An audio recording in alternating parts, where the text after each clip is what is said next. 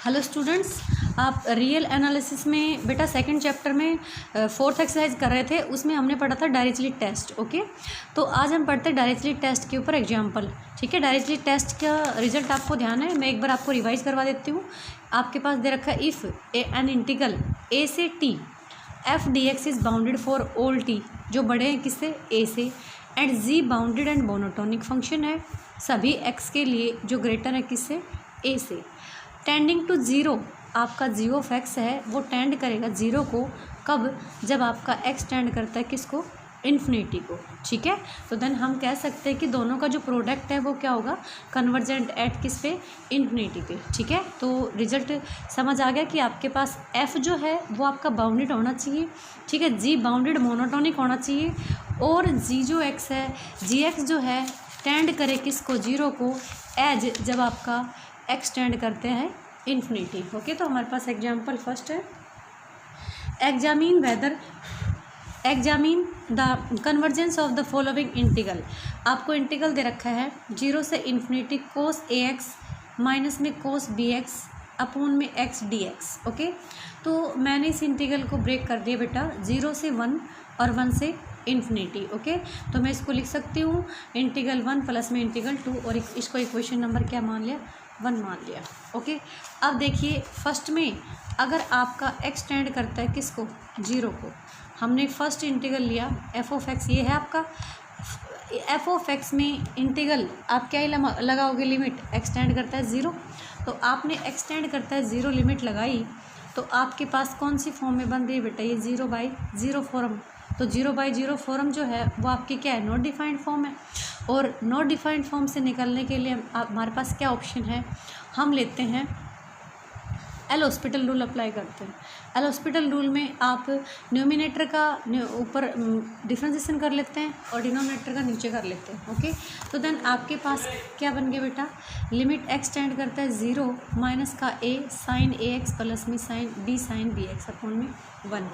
अब देखिए आपके पास यहाँ पे कोई भी ऐसा नहीं बना कि डिनोमिनेटर में आपका नॉट डिफाइंड बने, मतलब जैसे आप लिमिट डालोगे तो आंसर क्या आया आपका, ज़ीरो आया, तो वो दैट इज़ फाइनाइट। तो हम कह सकते हैं कि हमारा इंटीग्रल वन जो है वो प्रॉपर है, और हमें पता है कि प्रॉपर इंटीग्रल क्या होता है, ऑलवेज कन्वर्जेंट होता है। ठीक है, तो फर्स्ट पार्ट आपको प्रूव करना आ गया। फर्स्ट पार्ट में हमने क्या लिया, लिमिट टेंड करा है, एक्स टेंड करता है किसको, जीरो को। ठीक है, वो हमारा जीरो बाई जीरो फॉर्म में बन रहा था। उसके बाद हमने क्या किया बेटा, उसके बाद हमने limit zero by zero form से निकलने के लिए एल हॉस्पिटल रूल अप्लाई किया, जिसमें ऊपर हम न्यूमिनेटर का डिफ्रेंसिएशन करते हैं, डिनोमिनेटर का करते हैं। ओके, आफ्टर दैट लिमिट लगाई तो हमारे पास जीरो आंसर आया, दैट इज़ फाइनाइट। तो हम कहेंगे कि हमारा जो प्रॉपर इंटीग्रल दे रखा है वो हमारा क्या है बेटा, कन्वर्जेंट। ओके, नाउ हम पढ़ते हैं सेकेंड इंटीग्रल, जिसको आपको किस पे कन्वर्जेंस दिखाना है, उसको इन्फिनिटी पे लेना है। ठीक है, तो हमारे पास इन्फिनिटी पे लेना है, तो देखिए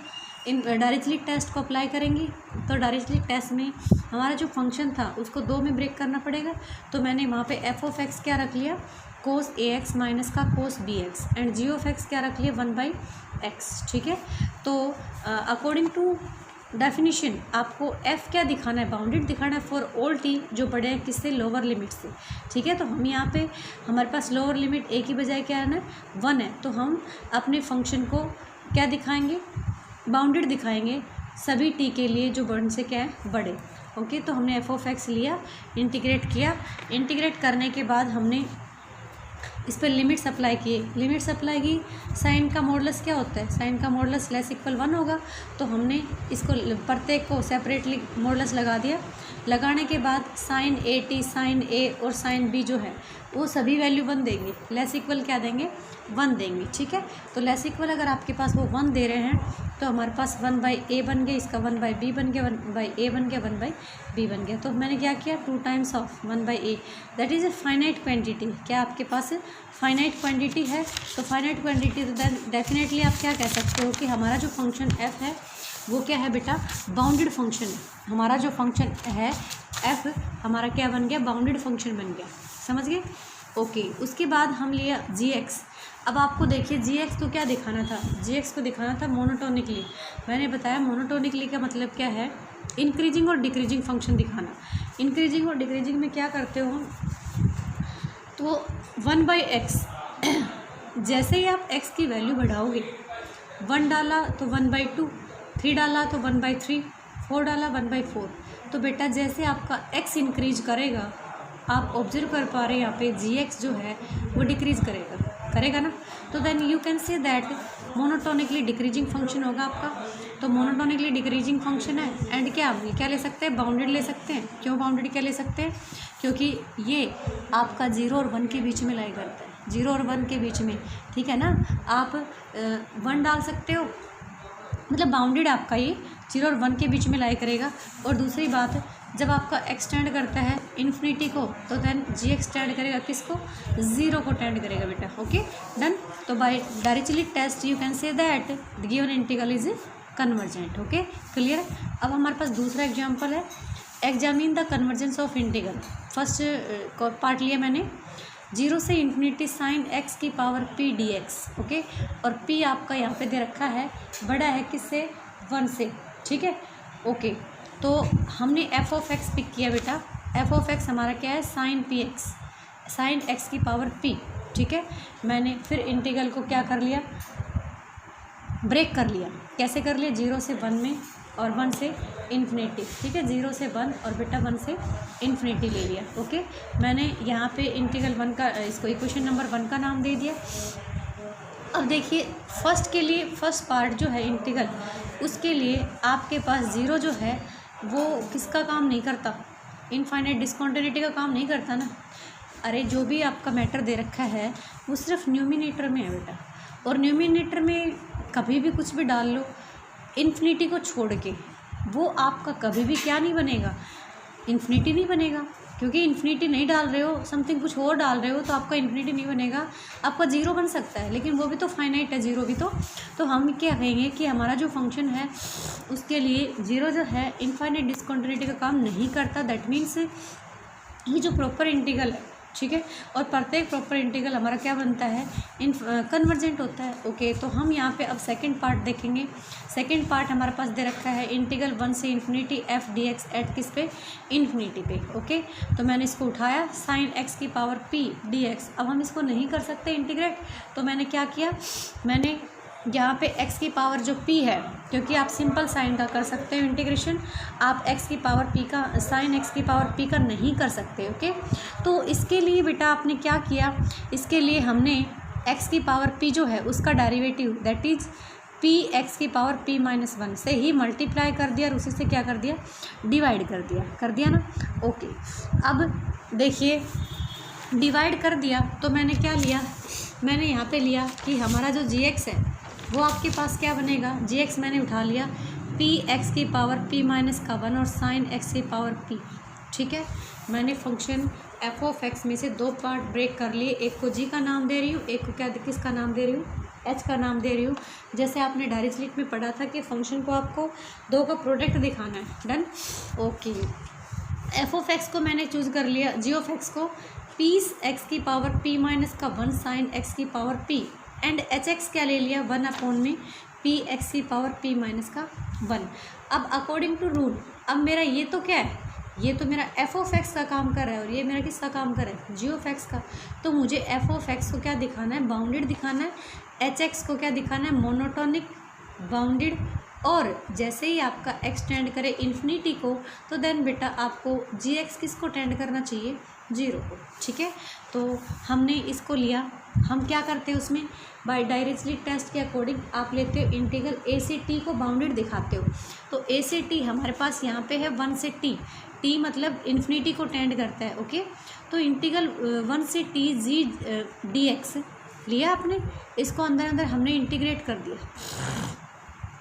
सॉरी इंटीग्रेट कर दिया बेटा, रखा, इंटीग्रेट कर दिया, लिमिट्स लगाए, इसके ऊपर मॉडुलस लग रहा था ना बेटा, तो मॉडुलस को अलग अलग उस पर सेपरेट करोगे तो less equal by modulus property, a plus B का जो मॉडुलस होता है वो लेस इक्वल होगा modulus of a plus modulus of b। Okay, तो आपने बेटा इसका भी कर दिया और आपने इसका भी कर दिया। अब हमें पता है मॉडुलस ऑफ कोस का क्या होता है, आपका लेस इक्वल 1 होता है, तो दोनों केसेस में हमने डाल दिया लेस इक्वल 1 डाल दिया। ओके, तो आपके पास ये चीज़ क्या बन गई, ये मॉडुलस ऑफ दिस आपका लेस इक्वल हो गया 2, तो that means you can say that आपका जो जी एक्स है, मतलब यहाँ पे एफ ओ डायरेक्टली के अकॉर्डिंग आपका जी जो है वो एफ का काम कर रहा है, वो बाउंडेड हो गया सभी किसके लिए, टी के लिए, जो आपकी लोअर लिमिट से बड़े हैं। यहाँ पे हमारी लोअर लिमिट क्या है बेटा, हमारी 1 है, तो 1 से जो बड़े हैं उनके लिए हमारा फंक्शन क्या हो गया, बाउंडेड हो गया। ओके, अब चलते हैं हम एच के ऊपर। एच को मोनोटोनिकली डिक्रीजिंग दिखाना है, बाउंडेड दिखाना है, और जैसे ही आपका एक्सटेंड करे इन्फिनिटी तो देन क्या बनाना है आपको, वो तो है, ठीक है। अब देखिए 1/x की पावर p - 1 है, p बड़ा होना चाहिए किससे, 1 से। जैसे आप यहाँ पे x की वैल्यू इंक्रीज़ करोगे, 2 डाला, 3 डाला, 4 डाला, तो 1/समथिंग हो रहा है, तो 1/समथिंग हो रहा है, तो आपको डेफिनेटली पता है ना कि ये चीज़ क्या हो जाएगा, मोनोटोनिकली डिक्रीजिंग बन जाएगा। ओके, बाउंडेड भी होगा, ठीक है। और जैसे ही आपका इन्फिनिटी टेंड करेगा तो समथिंग बाय इन्फिनिटी आपका 0 को टेंड करेगा, तो जी एक्स 0 को भी टेंड कर रहा है, तो बाय डायरेक्टली टेस्ट आपके पास सारी कंडीशंस को होल्ड कर रहा है, तो देन कह सकते हो कि जो आपका जो इंटीग्रल f(x) dx था वो बेटा क्या बन गया, आपका कन्वर्जेंट बन गया, ठीक है। तो हम कह सकते हैं कि फ्रॉम 1 से आपका जो इंटीग्रल है वो हमारा क्या बन गया, कन्वर्जेंट, ठीक है।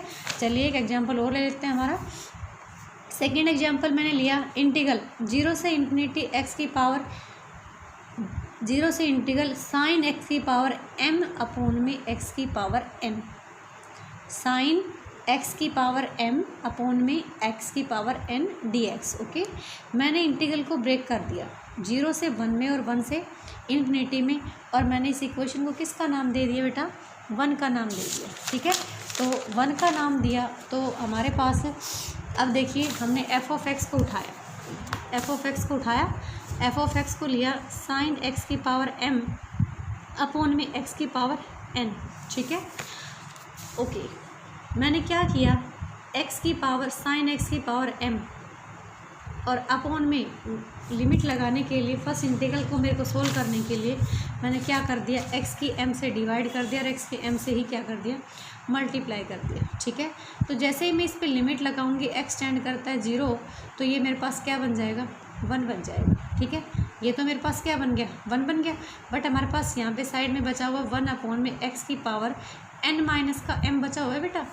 अब हेयर इसके लिए जैसे लिमिट अप्लाई करोगे इस पे, ये तो आपका 1 बन गया, बट ये आपका क्या दे रहा है, इन्फिनिटी दे रहा है, तो here 0 is only point of infinite discontinuity.